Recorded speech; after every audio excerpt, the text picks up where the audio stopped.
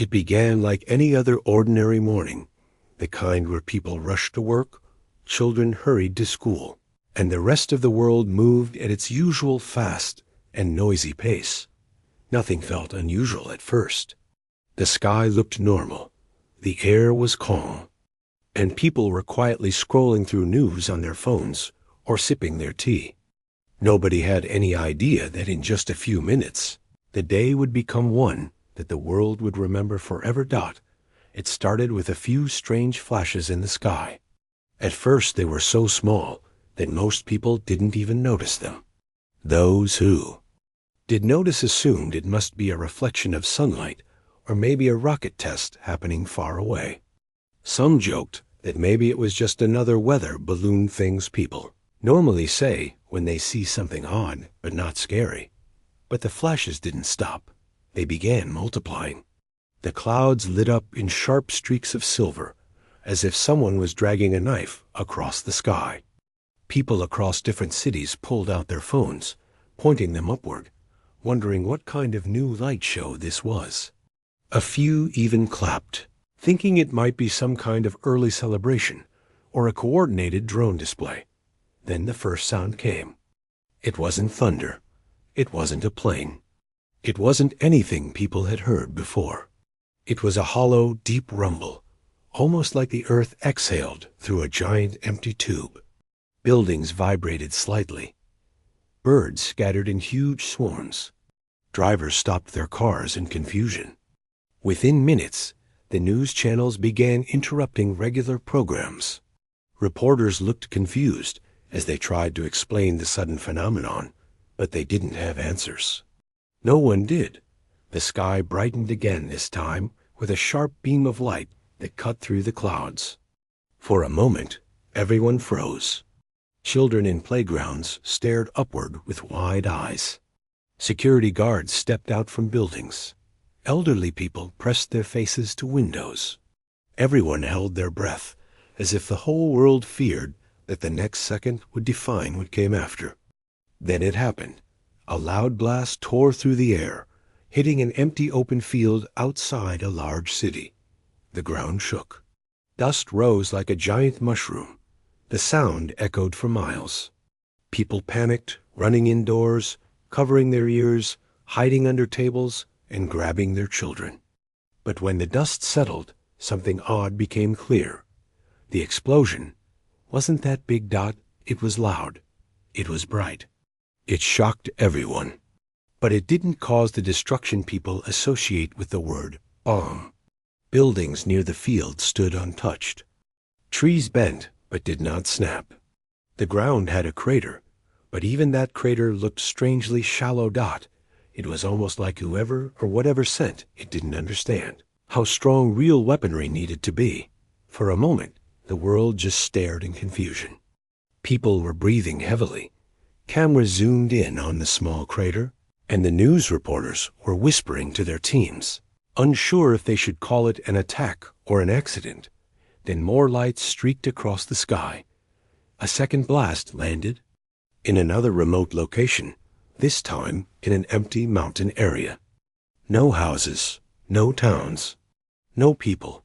Then a third blast hit a desert, the kind of place where the strongest living thing was a lonely cactus.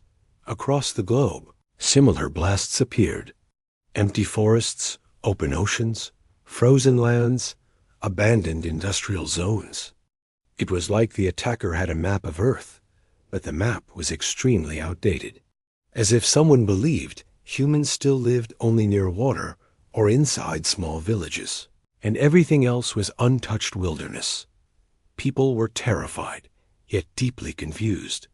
Panic spread, but so did disbelief. Who attacks a planet and aims almost exclusively at empty land? The first clues came from ordinary people.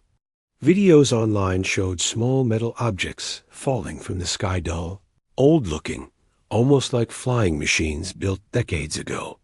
They moved awkwardly, wobbling in the air.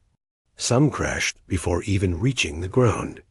A few even spun in circles like confused insects.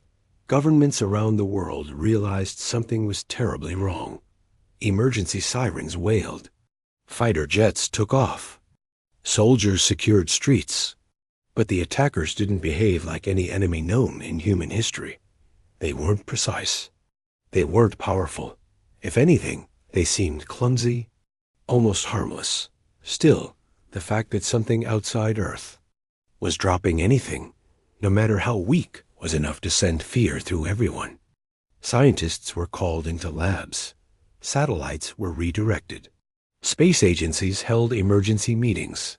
Leaders of different countries came on screens urging calm, but their voices carried tension. Meanwhile, people everywhere reacted in different ways. Some kept staring at the sky, as if waiting for another blast. Some hid in their homes with their families. Some prayed quietly. Others stood on rooftops with binoculars, trying to spot where the lights came from. But among all reactions, one thing became clear. The world was not dealing with a natural event or a simple accident. Something had targeted Earth, and that something made a mistake. When the first fallen drone was recovered from a crash site, scientists gathered around it like it was a relic from a forgotten era. The outer shell was covered in strange patterns, but the structure seemed old. Not ancient, but outdated. Inside, the wiring was messy. The power source was weak. It didn't look like a machine built by a civilization superior to humans. In fact, some engineers joked that it looked like something from Earth's early space exploration years if someone had built it in a rush. As the world tried to make sense of this discovery, more drones fell.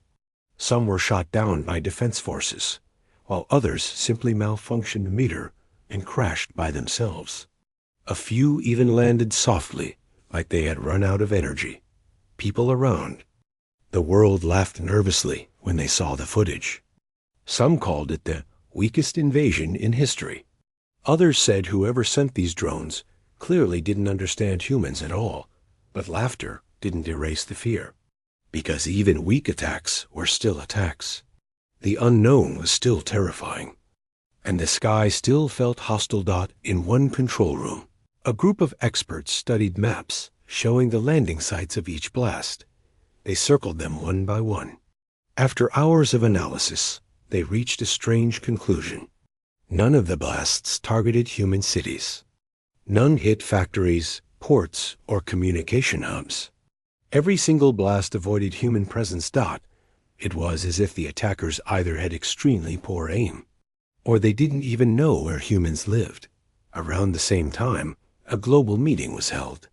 Leaders from nations that rarely saw eye to eye shared a single giant screen, discussing the next move. Some suggested preparing for a full-scale defense.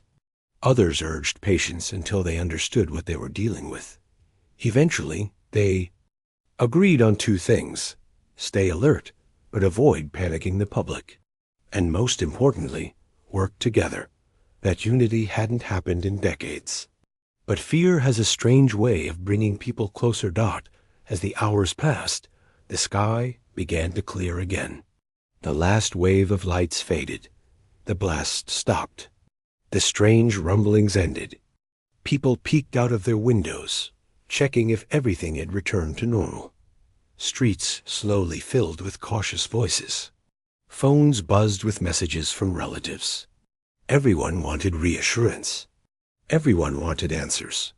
And yet the sky remained vast, empty, and silent, as if whatever had attacked Earth was now watching quietly, waiting to see how humans reacted. It didn't take long for the world to understand the truth. The attackers had seriously underestimated Earth. They had arrived expecting a weak, primitive planet. They thought Earth was still a place where people feared the simplest technology. Instead, they found a world that was advanced, fast, united, and far more prepared than they imagined. The phrase that began circulating online captured the mood perfectly. They bombed Earth? How cute. But behind the jokes, the fear, and the confusion, there was something much stronger rising inside humanity, a readiness to defend the planet if the attackers dared to return. And they would return, because this was only the beginning, After the strange blasts stopped, and the sky finally became calm again, the world entered a long, tense silence. People were confused, scared, and curious all at the same time. The internet, filled with millions of questions, but almost nobody had answers. Everyone wanted to know who attacked Earth, why they did it, and most importantly, whether they would return. For the next several hours, all major research centers, space agencies, and defense groups stayed awake, working non-stop. They studied every piece of fallen metal, every broken drone, every strange pattern found in the debris. It was the first time in history that every nation agreed on something so quickly. Earth needed to understand what was coming. Inside one of the research labs, a group of experts gathered around the recovered drone that had fallen earlier.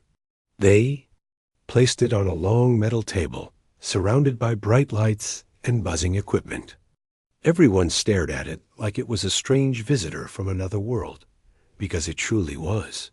The drone looked damaged, as if it had been built using weak materials.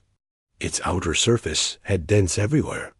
Some pieces looked like they were held together with thin plates that shook if someone even breathed near them.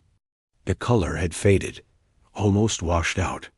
A scientist tapped one section lightly with a tool, and a small piece broke off and fell to the floor. Everyone exchanged a surprised look. This was supposed to be alien technology, something incredibly advanced, something that humans could only dream of. But this drone? It looked old, outdated, almost handmade. It shocked everyone that something like this was used in an attack. When they opened the inside, the confusion grew even more. The wiring was messy. The circuits looked like they belonged to an early generation machine. One of the engineers joked quietly that even a high school robotics team might build something better if they had a few months.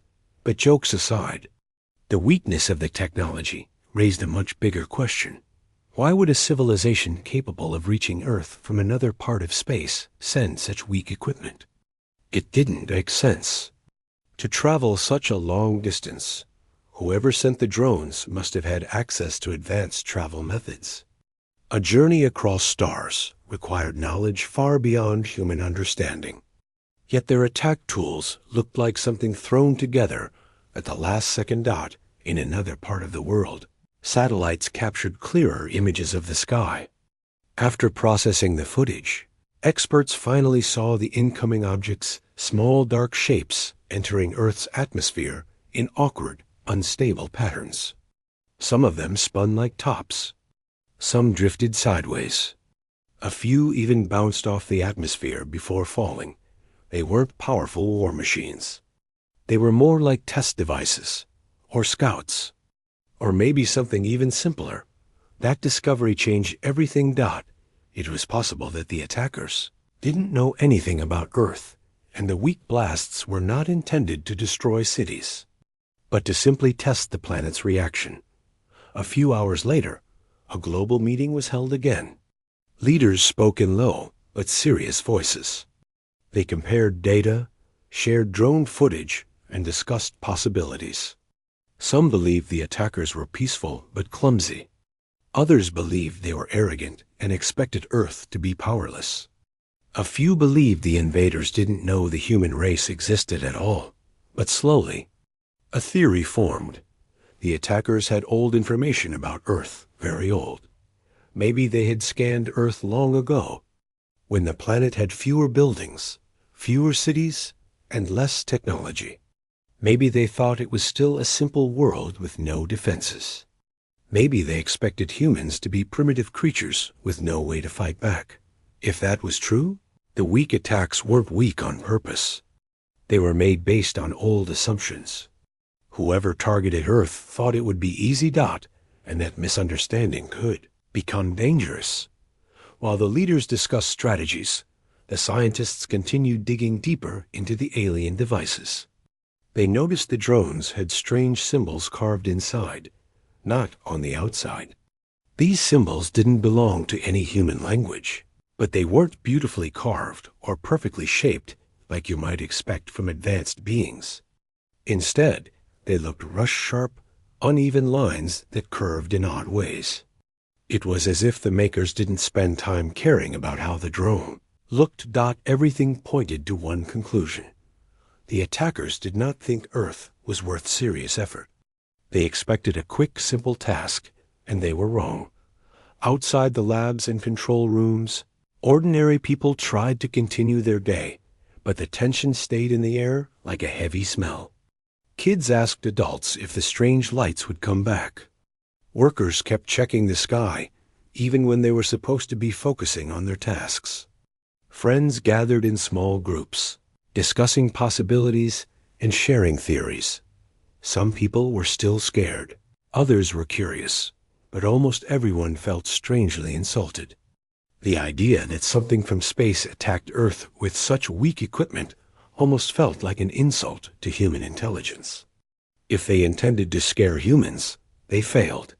If they intended to destroy Earth, they definitely failed. If they thought humans were too simple to fight back, they failed again. And with every minute that passed, Earth's confidence grew. Eventually, one of the satellite teams made a breakthrough. They detected faint signals coming from outside Earth's atmosphere. These signals were short, crackling, and broken, as if the senders didn't expect anyone to hear them. When the signals were studied, they appeared to be forms of communication. The sounds were not human. They had strange pitches and patterns, but there was a rhythm to them. Something intelligent was speaking. Something was giving orders. The experts replayed the signals again and again. They adjusted the audio, removed noise, slowed it down, reversed it, and studied every frequency. After hours of work, they decoded small sections, not full translations, but enough to get an idea of the message. The signals suggested confusion. The invaders seemed surprised by something. They expected Earth to be different. They believed the humans would not fight back. They thought the planet was almost empty. Hearing this shocked the entire research team. They realized that the attackers came with incomplete information. The aliens weren't sending their best forces because they didn't think it was necessary. They expected to land on a weak planet and take control effortlessly. Instead, their machines fell apart before they even reached the ground. Across the world, people began to unite in a way they hadn't in years. Neighbors helped each other. Communities gathered supplies. Volunteers stepped forward to assist with communication networks and rescue services. Even individuals who never cared about world events before now felt responsible for protecting their planet. It was clear that something much bigger was coming. The weak attacks weren't the final attempt. They were just the beginning, a test, a misunderstanding, or maybe a sign that the attackers would change their strategy soon. Humanity had only two choices: prepare or panic. And this time, they chose to prepare. Engineers began building stronger defense systems using what they learned from the alien debris. They experimented with new designs, using certain materials found inside the drones. Every country shared information instead of hiding it. Satellites were repositioned to keep constant watch on the sky. Radar systems were updated. Emergency shelters were prepared. Pilots trained for new missions they never imagined. Slowly, the fear that filled the world in Part 1 transformed into something else, a quiet determination. People no longer felt powerless. They felt ready. Ready to protect their land, their families, their future, and their planet. They knew the attackers underestimated them. But soon, the attackers would learn the truth. Earth was not weak. Earth was not unprepared. Earth was not a small, simple world. The day humanity discovered how wrong the invaders were became the day humanity decided it would not be treated as a mistake or a miscalculation or an easy target, because the next time those lights appeared in the sky, and they would appear again, Earth would not just watch. Earth would respond. The world did not sleep that night. Even though the sky looked calm, everyone sensed something was coming. Every country kept its watchtowers active. Every satellite pointed upward. And inside labs and control rooms, people stayed awake, drinking coffee, studying screens, talking quietly, and preparing for whatever might happen next. But something changed during these hours. Fear slowly mixed with courage. The more humans learned about the alien drones, the more confident they became. Yes, Earth was attacked. Yes, the enemy was unknown. But the attackers had made a mistake. They assumed Earth was weak. They assumed humans would run and hide. They assumed nobody on this planet understood technology. And that assumption was about to turn into their biggest problem. Inside a large underground hangar, engineers and pilots worked together on something new.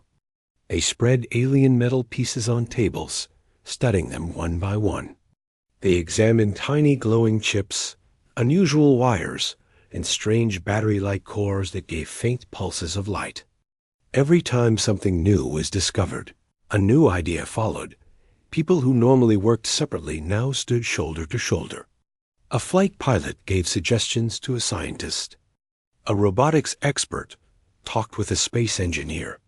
A mechanic pointed out small details everyone else missed. It was the first time in a long time that humans combined their minds with one goal: protect Earth. In one corner of the hangar, workers connected human-built drones with alien parts. Sparks flew as machines were welded together. Strange energy flowed through the wires. The human drones began to glow faintly, far brighter than anything they used before. It was a combination no one had imagined a week earlier: human engineering mixed with alien technology. By early morning, the first hybrid defensive units were ready. They were not beautiful, and they were not perfect, but they were powerful. Their wings were sharp, their bodies smooth, and their engines hummed with a strange high-pitched sound that came from the alien cores. A few people smiled when they heard it. It was the sound of Earth adapting. The moment finally arrived when the first test flight took place. Everyone gathered in front of the large runway. The hybrid craft rested there, glowing faintly in the dim morning light. The air felt thick with anticipation. Slowly, the engines activated. A bright line of blue light formed behind the craft. The ground vibrated gently. People held their breath. The craft accelerated faster than anything built before. It lifted into the air smoothly, almost effortlessly, rising higher and higher until it became just a tiny spark in the sky. Cheers erupted. People clapped. Some even hugged. It was clear now, were ready for a counterstrike. The world finally realized something important. Earth didn't need to wait to be attacked again. They could take action. They could send a message back. Within a few hours, dozens of hybrid crafts took to the sky. Some were unmanned drones, operated by skilled pilots from control rooms. Others were automated machines that followed programmed paths.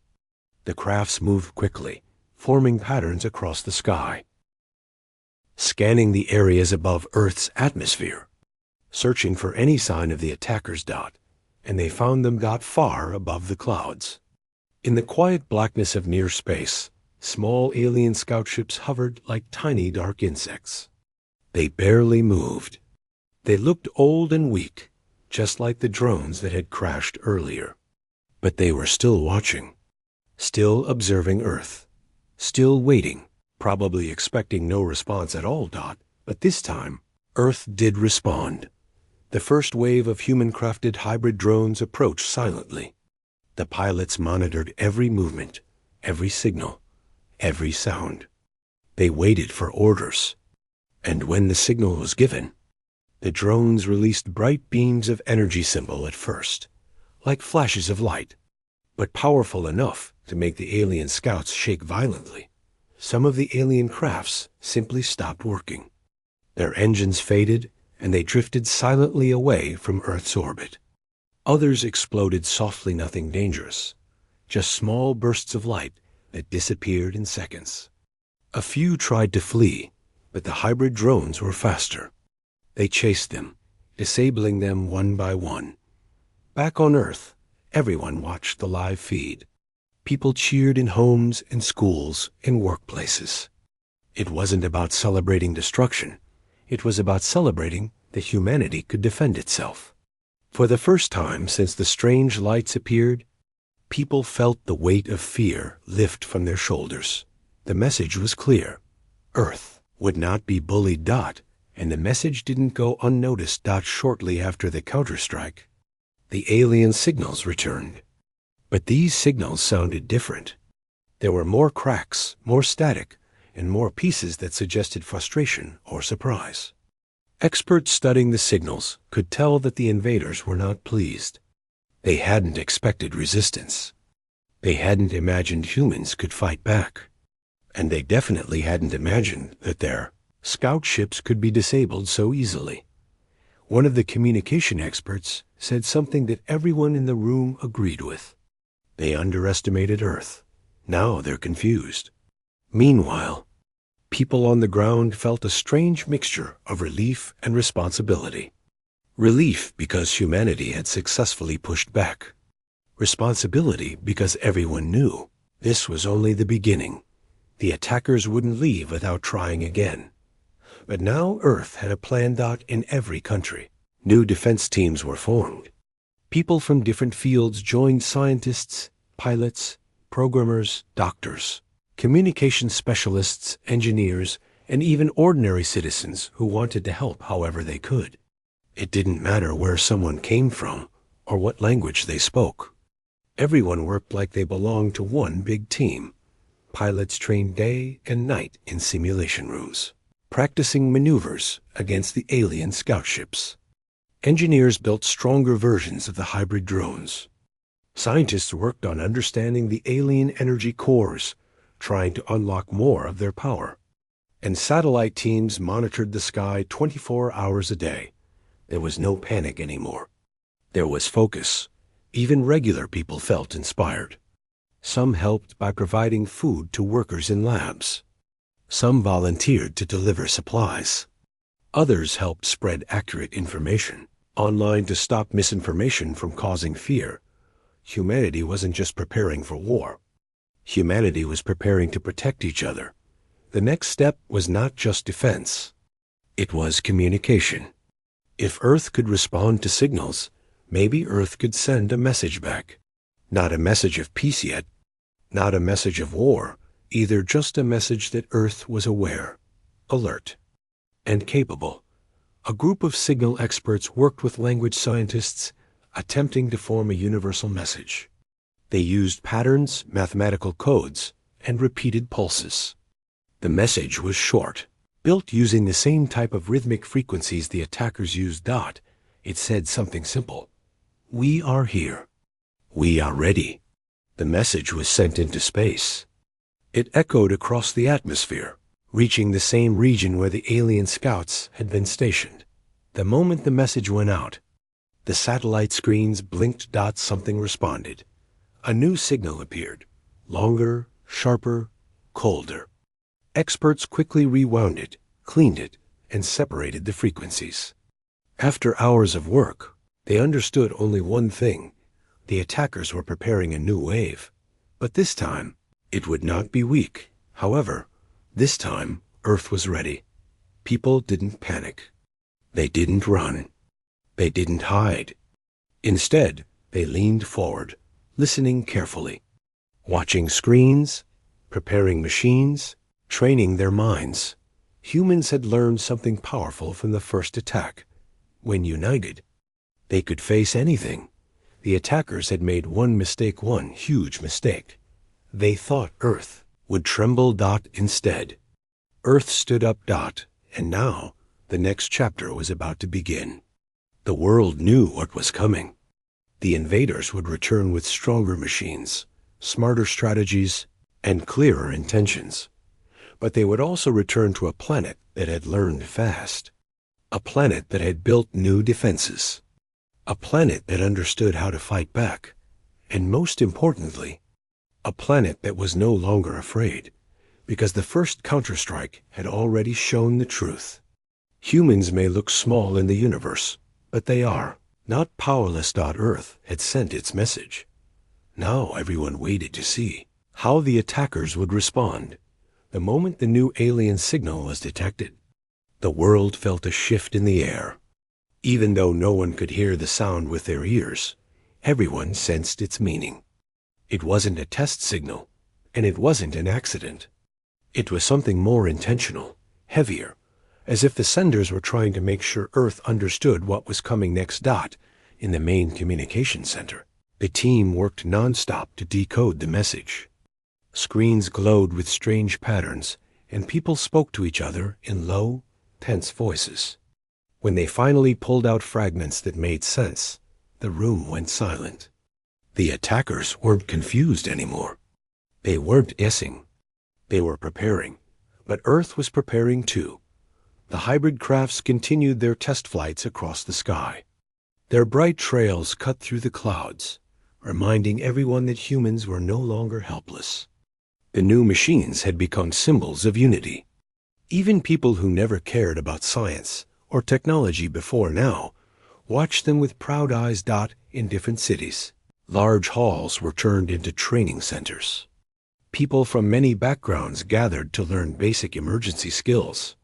Some learned how to help in medical situations. Some practiced communication techniques. Others learned how to support rescue teams. Not everyone was part of the core defense group, but everyone wanted to be useful in some way. The world felt like a giant family, now nervous, but ready. While the surface teams prepared, the satellite groups made a new discovery. Far beyond the early scout ships, something much larger was approaching. It wasn't close enough to see clearly, but the shape was huge, nearly as long as a small city. It moved slowly, pacing itself, like a creature watching its prey from a distance. The image sent a chill down every spine. This was not a drone. This was not a scout. It looked like a command vessel, the kind of ship that didn't bother hiding, the kind of ship that only showed up when a decision had been made. Inside the world meeting room, leaders and experts stared at the blurred satellite image. Nobody needed an explanation. They all understood the same thing. This was the moment they had been preparing for, but instead of collapsing into fear, a strange sense of calm settled over them. They had expected this. They had trained for this. And now they were ready for this. One of the defense coordinators stepped forward. His voice didn't shake. "We won't strike first," he said. "But we will not wait helplessly either. Our goal is to protect, not provoke." The plan was simple. Watch the approaching vessel closely. Surround Earth with hybrid defense units. Alert every city. And prepare communication channels in case the aliens tried to talk. Earth wasn't looking for a fight if it could be avoided. But Earth also wasn't going to bow down. Meanwhile, ordinary people tried to stay calm. Families sat together and talked about what was happening.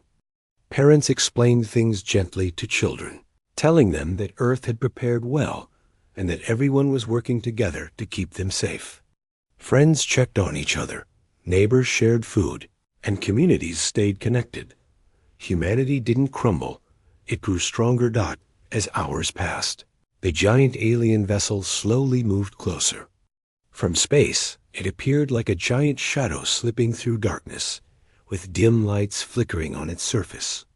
It was old, much like the drones, but far more powerful. Its design was rough, like something built by a civilization that cared more about function than beauty. It wasn't elegant, but it felt dangerous. On Earth, the hybrid crafts took formation. They moved into the upper atmosphere, almost invisible to the naked eye, but their presence could be seen through radar and satellite feeds. The pilots adjusted their systems, checked their engines, and waited for the command. They didn't want to strike first, but they were ready if they had no choice. As the vessel reached a stable position outside Earth's atmosphere, it stopped. Completely stopped. No movement. No new signals. It simply hovered in the silence of space, like it was staring down at the planet, evaluating it once again. For a moment, nobody spoke.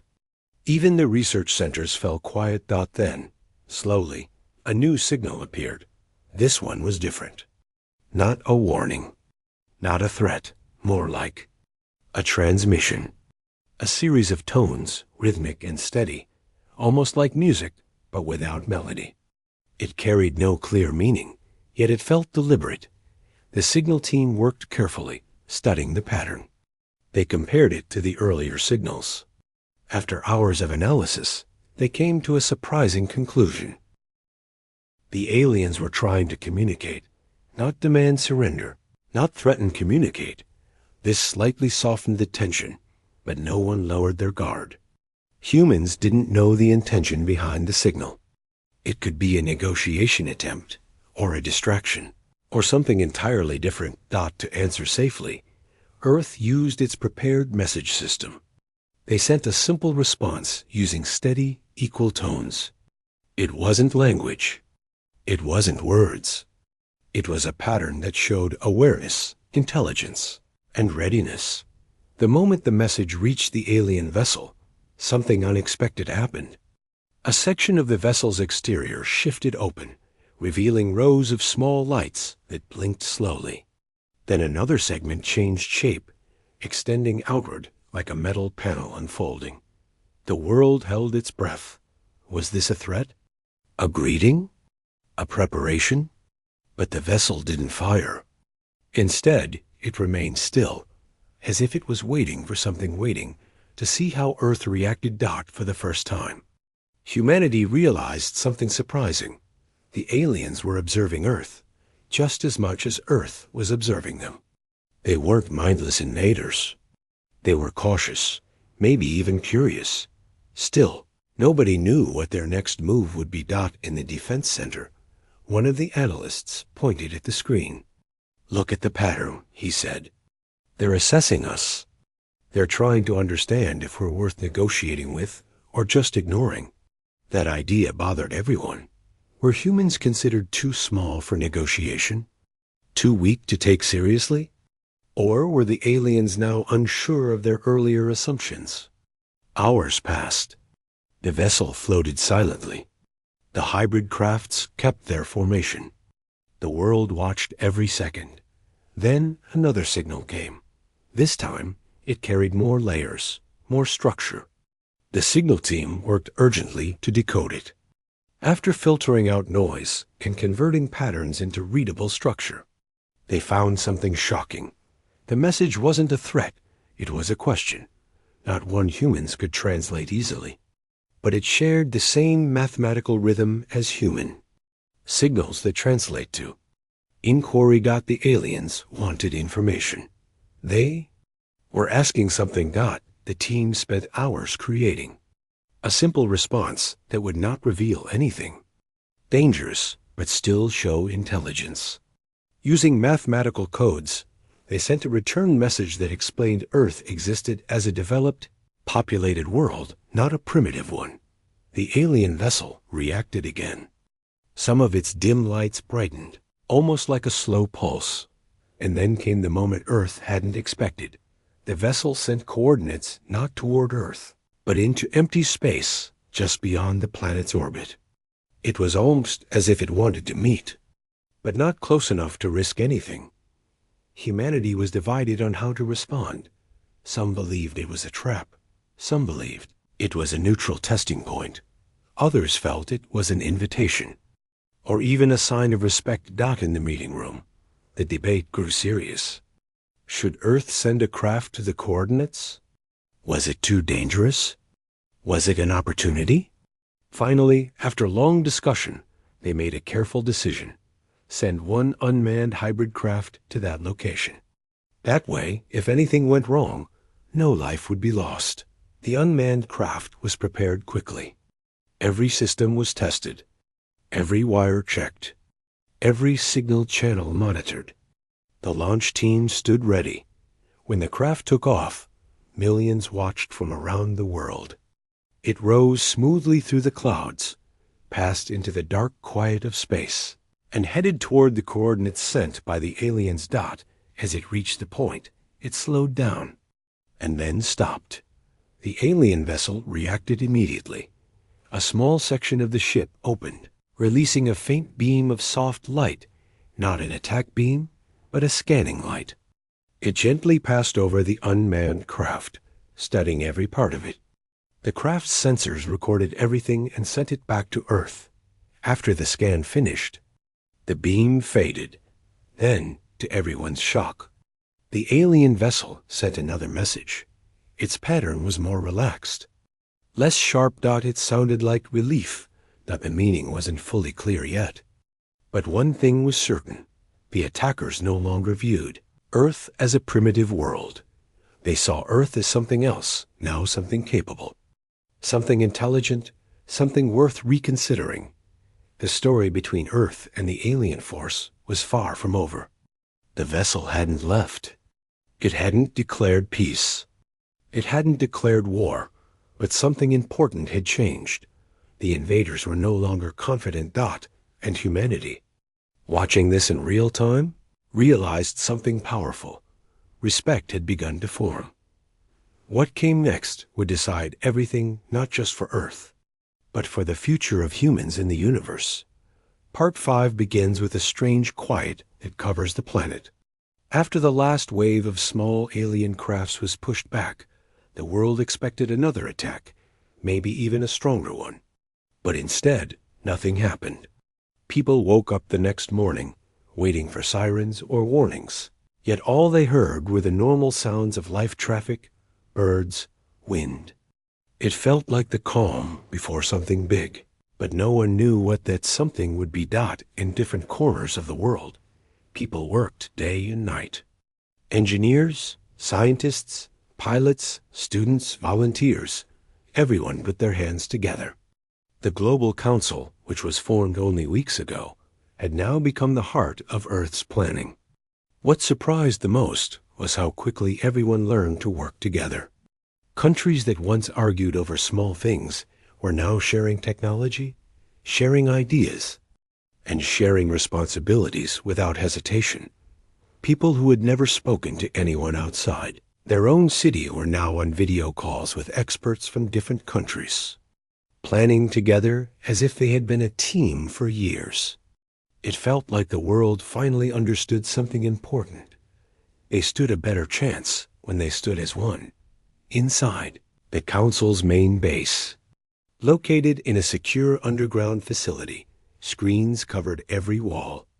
Satellite feeds showed Earth from above. Radar sensors scanned for any strange movement in space. Technicians exchanged fast whispers, updating each other with new data. And at the center of all of it stood the assembly of representatives, calm, focused, determined. Something had changed in the past few days.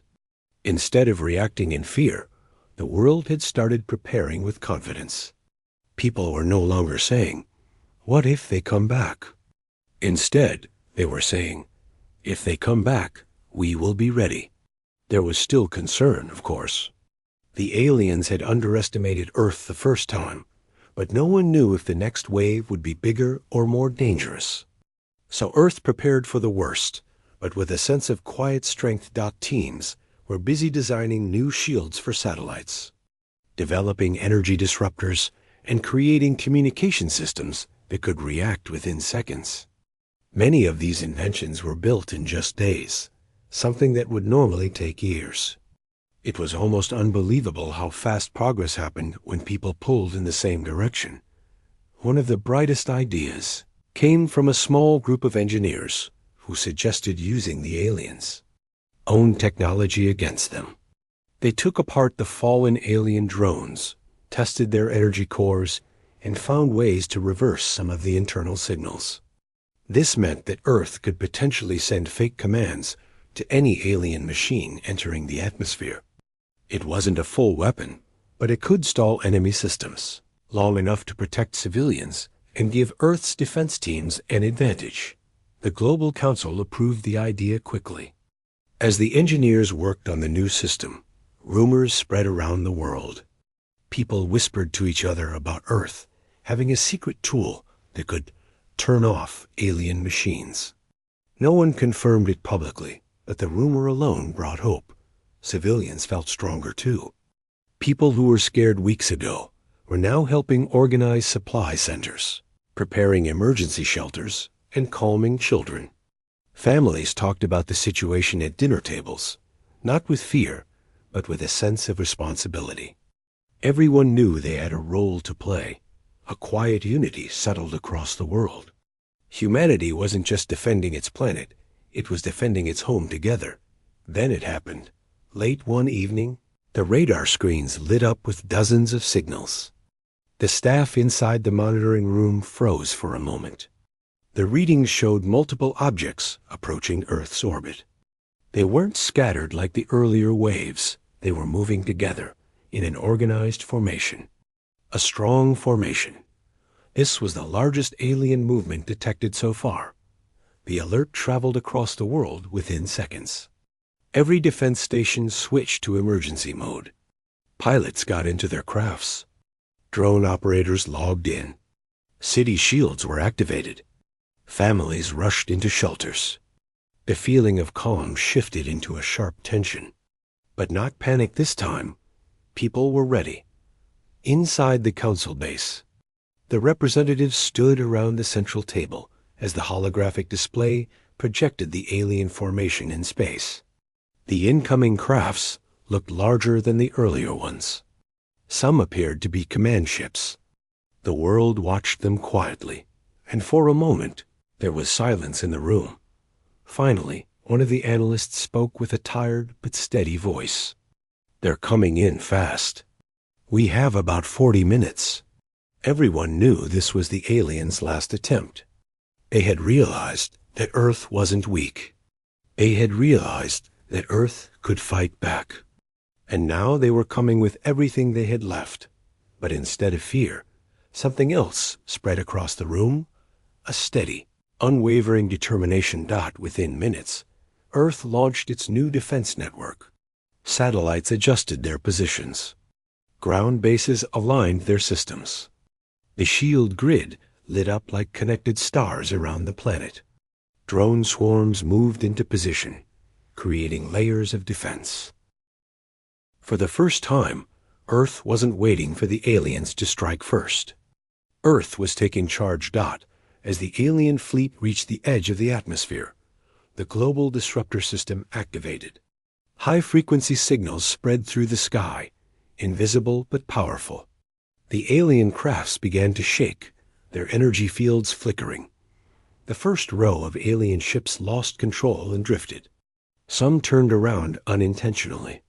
Others paused mid-flight as if frozen. Earth's strategy was working. Pilots launched unmanned crafts fast, agile machines designed to strike quickly and return just as fast. They didn't aim to destroy the alien ships completely. They aimed to overwhelm their systems long enough to make them fall back. The sky turned into a coordinated dance. Earth's drones moved in neat patterns, while the alien crafts struggled to stay balanced. People around the world watched from screens, holding their breath. Then something unexpected happened. An alien command ship sent out a signal of plea, not an attack. It was a repeating pattern, not hostile in nature.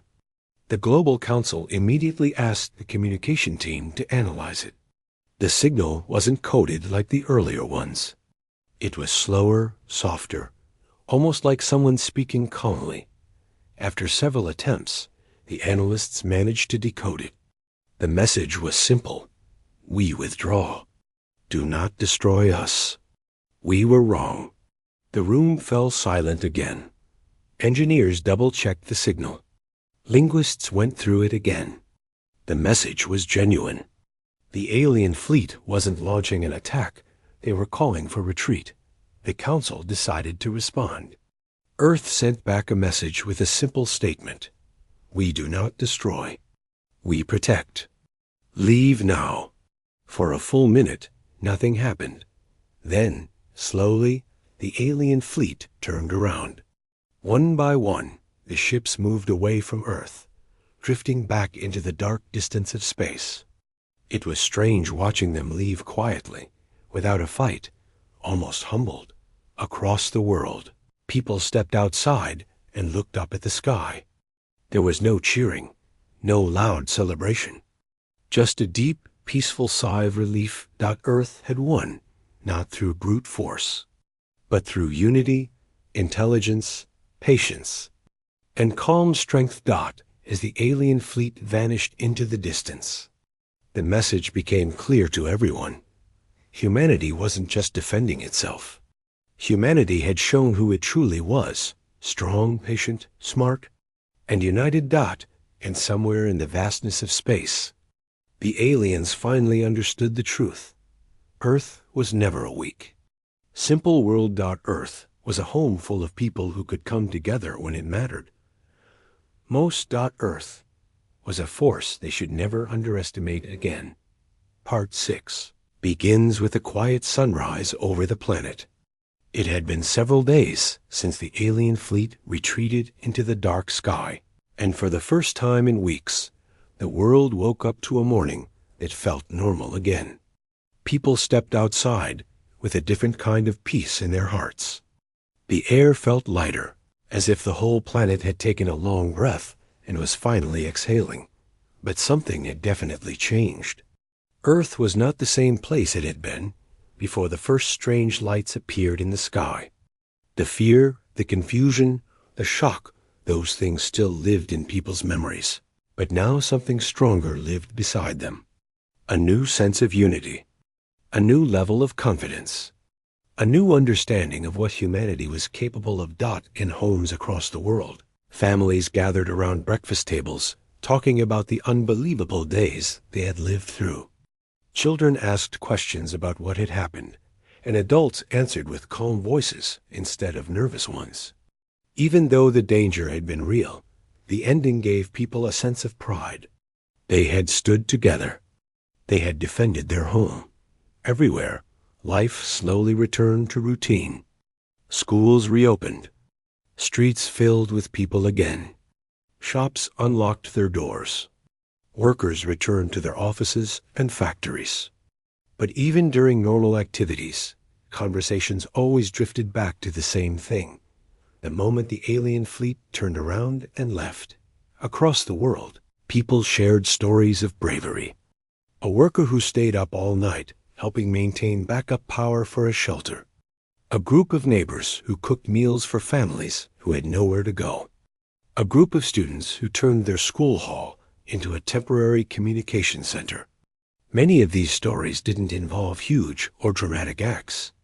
They were simple, human, and sincere, and they showed how people supported each other without being told to. The Global Council continued to operate even after the danger passed. What had started as a temporary emergency group had now become something more important. Representatives realized that the world worked better when it stood united. Arguments that once lasted months were now solved in days. Decisions that once felt impossible became clear when everyone shared the same purpose. Inside the Council's main base, the atmosphere was more relaxed, but the work was still serious. Teams were analyzing leftover alien technology, studying systems, and learning how the attackers thought. But now that Earth was safe, the goal was not war or weapons. The world wanted to understand what had happened and make sure such misunderstanding never happened again. One of the most surprising things happened 3 days after the alien retreat. A final message arrived this time, not from a scout ship or a fleet. It came from the alien homeworld. The message was simple, slow, and respectful. It contained an apology. The translation team worked for hours to understand it, piece by piece. When the final version appeared on the screen, the whole room fell silent. Your world is stronger than we believed. We acted out of fear and desperation. We were wrong. We will not return in conflict. The message did not ask for friendship. It did not try to justify their actions. It was simply an acknowledgement and a promise not to harm Earth again. The Council discussed how to respond. Some people suggested ignoring the message. Others argued that Earth should respond firmly but calmly. After hours of discussion, a short message was sent back. Let there be peace. Do not return in violence. The message was clear, honest, and strong. It didn't show anger, nor did it show weakness. It simply represented the truth of who humanity had become. Around the globe, people reacted to the news with mixed emotions. Some felt relieved. Some felt curious. Some felt protective. But most people felt grateful that the story had ended without another wave of attacks. For scientists, the next few weeks were busy. They carefully studied alien metal, energy cores, communication devices, and navigation systems. They worked slowly and safely, making sure not to trigger anything dangerous. Almost all discoveries were documented, shared, and reviewed by experts in dozens of countries. The most important rule the Council agreed on was simple. Earth would not build weapons that could harm innocent lives, even if the technology allowed it. The world had tasted the feeling of unity and didn't want to lose it by turning innovation into destruction. The alien technology also revealed something important. The attackers had been struggling for resources. Their planet was facing shortages, especially of materials needed for their survival. They weren't evil. They were desperate. And desperation had pushed them to make a terrible decision to invade a world they believed was weak. The more humanity learned about them, the more people realized that the aliens weren't monsters. They were beings who made a mistake. A huge mistake, yes, but still a mistake born from fear, not pure hatred. This understanding changed the way people talked about the incident. Instead of calling the aliens cruel or vicious, many began referring to the whole episode as a strange misunderstanding, one that nearly turned into disaster, but didn't, thanks to Earth's calm response. In cities, people began painting murals on walls, art showing unity, peace, and hope. Some showed the Earth glowing with light. Some showed people of different cultures working side by side. Others showed simple images, like hands reaching toward each other or families embracing. Videos surfaced online showing moments during the crisis, neighbors helping neighbors, elderly people comforting children, volunteers carrying supplies, scientists working without sleep. These moments became symbols of what kept Earth strong. People didn't celebrate with fireworks or big parties. Instead, they celebrated with quiet moments, sitting together, sharing stories, reflecting on how close the world came to something terrible, and how beautifully it stood together. As weeks passed, many countries decided to keep part of the global defense system active, not to prepare for war, but to stay connected. The communication lines built during the crisis now carried peaceful discussions. Scientists exchanged ideas, students from different nations chatted online, and leaders held meetings not to argue, but to plan how to improve the world. It felt like humanity had received a second chance, not just from the aliens, but from itself. The most touching scene came one evening when the Council agreed to share something symbolic with the entire world. A camera mounted on a satellite hovered high above Earth, capturing a calm, beautiful view of the planet. The image was streamed live across televisions, phones, and screens everywhere. People stopped whatever they were doing and watched. The planet looked peaceful from space, soft clouds drifting, oceans shining, land glowing under sunlight. It was hard to believe that just weeks ago, the same world was under threat. Children pointed at the screen with wonder. Grandparents watched quietly with soft smiles. Workers paused their tasks to look at the beauty above them. In that moment, people felt connected, even those who had never met each other. The view reminded everyone that Earth wasn't just a planet. It was